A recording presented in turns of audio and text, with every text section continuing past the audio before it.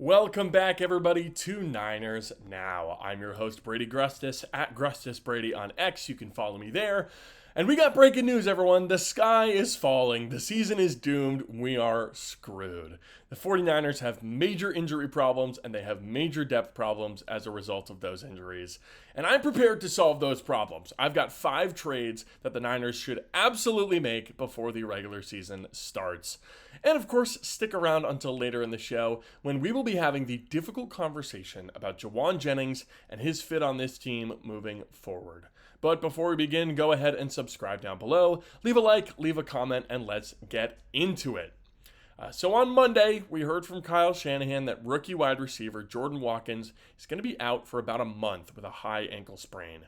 This is brutal news. Watkins was really starting to blossom in camp, and he could have used every rep possible in order to be ready for the season. He was really starting to show some great flashes, but he was certainly not perfect. There were things that he could work on, and now all that he gets to work on is rehab until mid-September.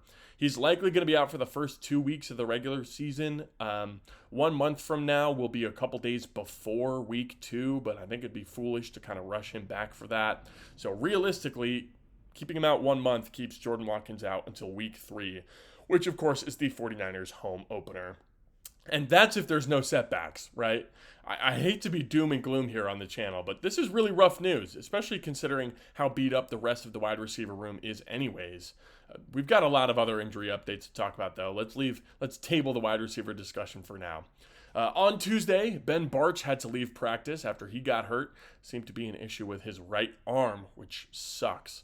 Hopefully this is a minor issue as well, because Bartch has picked up right where he left off last year, playing really technically sound football and snatching that left guard spot all for himself.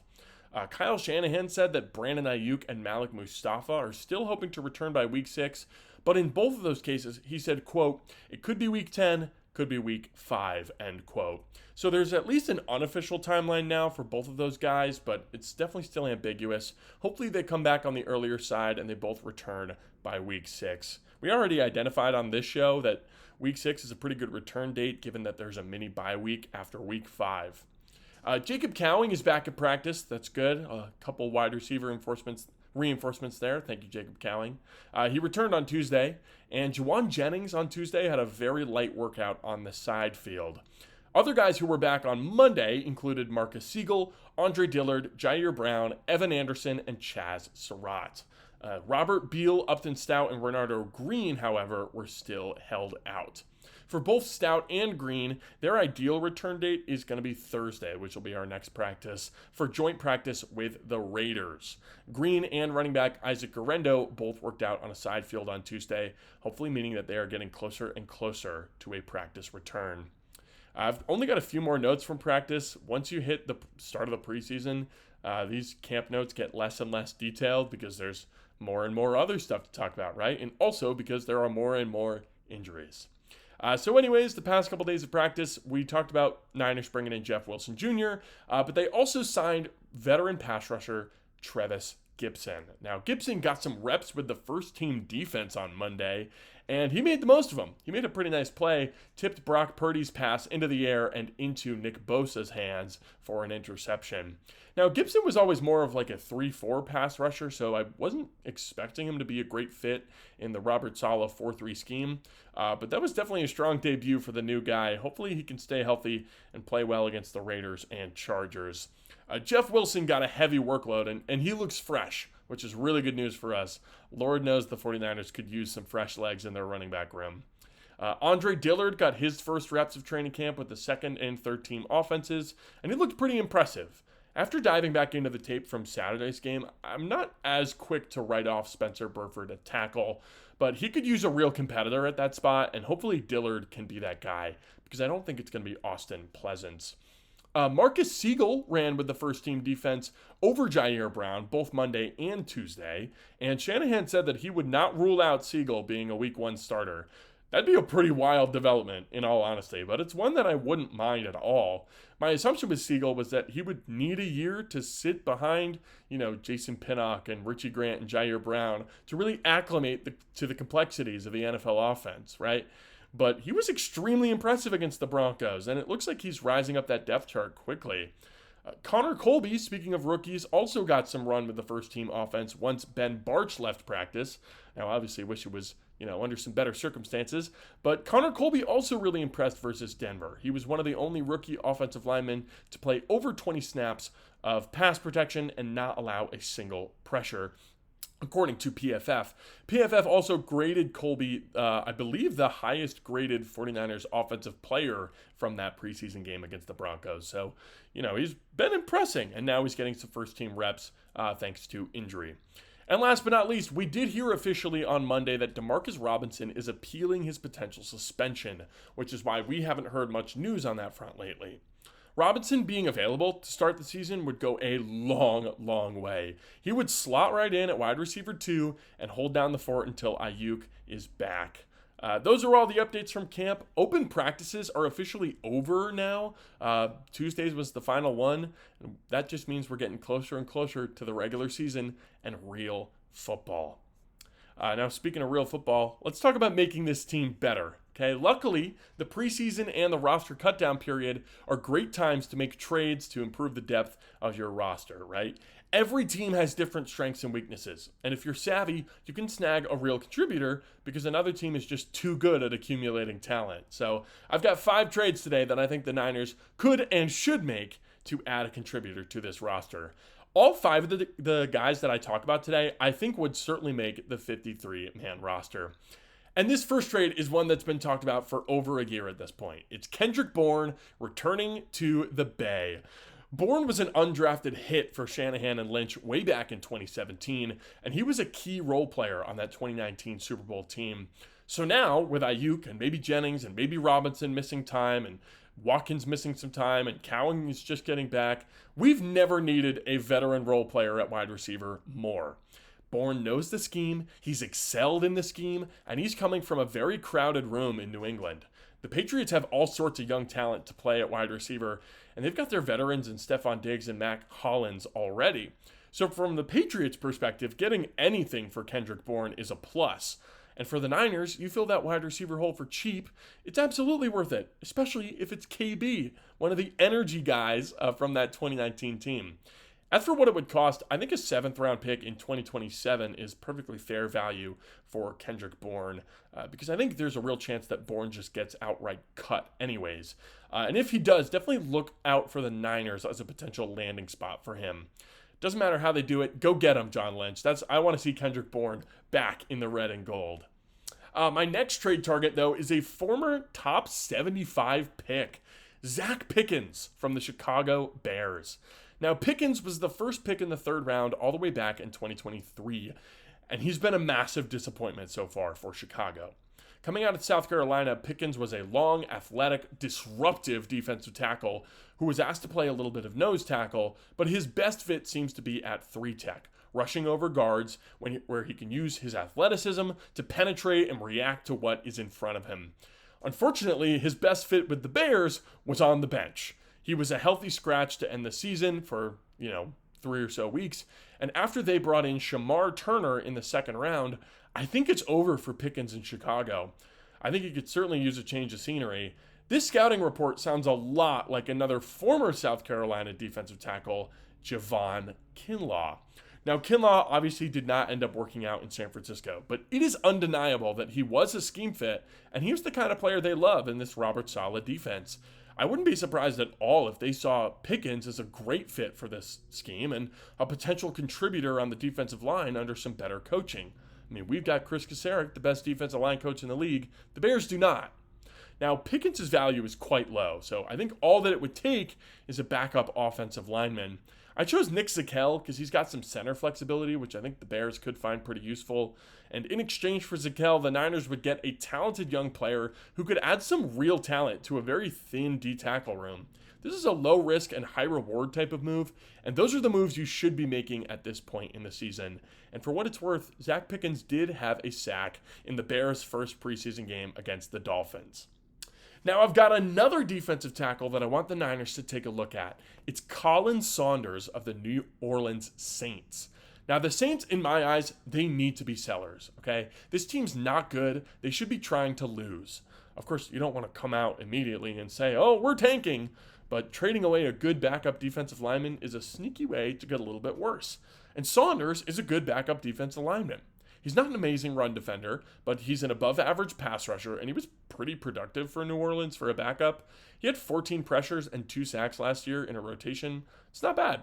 And even at 29 years old, Saunders is a super athlete. If you watched the Saints-Chiefs game last year, you may remember that Saunders actually picked off Patrick Mahomes in the end zone and returned the interception 35 yards downfield. I think if the Niners traded for Colin Saunders, he'd probably be their best veteran defensive tackle on the roster. I think he'd probably be a day one starter. He's easily their most established, and right now, he's playing behind Brian Brzee and Devon Godshaw in New Orleans. The Saints also have a couple of young guys in Vernon Broughton and Christian Boyd and Omari Thomas, who I think are all pretty good. I liked Broughton and Thomas coming out of this year's class for the 49ers. And Christian Boyd, I forget if it was last year or the year before, but he was a pretty interesting player as well. The Saints have young talent there, so I think they would definitely trade Saunders for a day 3 pick if they were given the opportunity. I would trade a 5th rounder for Colin Saunders this second. I would do it, no questions asked. Now, we've talked about defensive tackle. We talked about Kendrick Bourne. It's time to talk about cornerbacks again, folks. If you missed my previous trade targets video, we talked exclusively about which cornerbacks to go out and trade for. And since that video, there's been a lot of movement. We looked at Bryce Hall from the Bucs, and that still looks like a solid option. Kalen Carson from the Cowboys. That was always a little unrealistic, right? We looked at Juju Brents from the Colts, but the Colts just lost their presumed starting corner, Justin Wally, for the year, so Brents is probably off the table now. And we also looked at Chidobe Awuzie from the Ravens. Now, the Ravens lost not 1, but 2 depth cornerbacks for the entire year. Rookies Robert Longerbeam and Bilal Kone. So we've got to go back to the well now and find another cornerback to potentially bolster the depth on this Niners roster. And I'll be honest, it's dire. There is not a whole lot of healthy cornerback depth across this league, and the Niners need some desperately. So where do you go if you need talent? You go to the best team in the NFL, the Philadelphia Eagles. Philly's got a corner that is kind of on their roster bubble named Eli Ricks. Now, if you're in the college football world, you may remember Eli Ricks as a 5-star recruit out of high school, the number 2 corner prospect in the nation. He committed to LSU before transferring to Alabama, and he played in plenty of big SEC games. But he went undrafted in 2023 and signed with the Eagles, making the team. He played over 500 total snaps his rookie year, but after Philly added Quinyon Mitchell and Cooper DeJean, Ricks played under 100 snaps total, with only 15 on defense all year long. The Eagles also just traded for another corner, Jacorian Bennett, so I think that Ricks is likely on his way out. But he's a young, talented player with a perfect frame, 6'2", 188 pounds. And yeah, Ricks is inexperienced, but I think with the lack of depth at cornerback right now, you absolutely have to make a move for somebody. So you might as well go get a super high upside player like Ricks, especially because he'd probably be pretty cheap. I think you could likely get Eli Ricks for a 7th round pick swap, and he fits that big physical corner mold that the Niners have sort of gravitated towards in recent years with Charvarius Ward and Renardo Green. Ricks could be the next cornerback in that mold for sure, and I think he'd definitely make the 53-man roster. Now, I've got one more trade target to look at, and this one is a little less realistic, I'll admit. But if the Niners can pull it off, I think they absolutely should. It's offensive tackle Blake Freeland from the Colts. Now, Freeland is a solid backup tackle. He got a bunch of starts in his rookie year, actually, 2023, thanks to injuries. But last year, he didn't start a single game, and the starter in front of him, Bernard Ryman, just got a pretty big contract. Having a solid player like Freeland off the bench is a huge luxury at this point in the NFL. When there's so many teams that are struggling to put 5 good offensive linemen out there, having a 6th one is borderline greedy for the Colts. So it would probably take a pretty large investment to get him out of Indianapolis. That's partially why I say it's unrealistic. I'm proposing a 4th and a 6th round pick in exchange for Blake Freeland and a 7th rounder. Getting 2 draft picks for a backup offensive tackle is absolutely massive if you're the Colts. And if you're San Francisco, you bring in Freeland, who fits that athletic, run-blocking tackle archetype that you've shown to love, and you give him a year to learn the scheme and develop behind Colton McKivitz. And of course, if you need, you can slide him in case of an injury to McKivitz or to Trent Williams. But then you can let McKivitz walk in free agency, knowing that you've got his replacement on the roster already. I really, really liked Blake Freeland coming out of the draft as a fit for the Niners, and I think that he could be a really sneaky ad at this point in the season if the 49ers can pull it off. Now, we just talked a lot about guys on other rosters, but for our last segment, let's talk about a guy on the 49ers roster, Jauan Jennings. This calf injury seems serious. I'm starting to believe that this is not just a political holdout. I think that Jennings is really hurt, and that is a huge, huge problem for San Francisco. So what do you do about it? Do you trade him and make your wide receiver room even worse? Or do you pay a guy who's had one productive season and has been dealing with a calf injury for months? Before this calf situation, I would have told you that paying him is the easy answer. And in fact, I did on this channel. Especially with everything else going on at receiver, having Jennings is going to be an absolute must for the season. But do you really have Jennings? Is it smart to trade a 29-year-old receiver with a calf injury? It feels like it might be a good idea. But what value would you even get for Jennings right now? The Niners have to get younger and cheaper at nearly every position, and Jennings is not young, he's not cheap, and at this point, he's not healthy. Not to mention, Tim Kawakami came out Tuesday and said he thinks that the Niners and Jennings are not even close to a contract agreement as of right now. But on the other hand, Jauan is a culture setter. And if you lose too many of those culture setters like Jauan, Dre Greenlaw, Talanoa Hufanga, you start to lose your identity. It's a really difficult question. I'll be real here. I think the ideal move would be to keep Jennings without extending him. If he somehow plays out the last year of his deal, I think that's ideal for the 49ers. But he absolutely should not do that. He should secure his contract ASAP.